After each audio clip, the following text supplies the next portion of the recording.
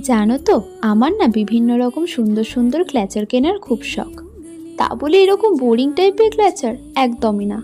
তাই ভাবলাম এইরকম প্রিন্টারেস্টি ক্ল্যাচার বানালে কেমন হয়। এগুলো এখন খুব ট্রেন্ডি, তাই ভীষণ ইজি প্রসেসেই বানিয়েছি। তোমরা ভালো করে দেখলেই বুঝতে পারবে এটা বানানো কতটা সহজ। ফুলের পাপড়িটা বানানোর জন্য আঙুলের মধ্যে 25 বার উল্টাকে রাউন্ড করে দুই সাইডে দুটো গিঁট দিয়ে নিয়েছি। এবার সবকটা পাপড়িকে একসাথে গেঁথে নিলেই একটা ফুল রেডি হয়ে গেল। আসলে আমি প্রথমে সানফ্লাওয়ারটাই বানাবো ভেবেছিলাম, তবে আমার কাছে ব্ল্যাক বা ব্রাউন কোনো কালারেরই উল ছিল না, তাই এটার মাঝে আমি একটা সাদা পাল অ্যাড করেছি। আশা করছি এটাও খুব একটা খারাপ লাগছে না। এভাবেই সেম প্রসেসে আরও 3টে ফুল বানিয়ে নিয়েছি। তারপর গ্লু গান দিয়ে একে একে ফ্লাওয়ারগুলো ক্লিপটায় লাগিয়ে নিয়েছি।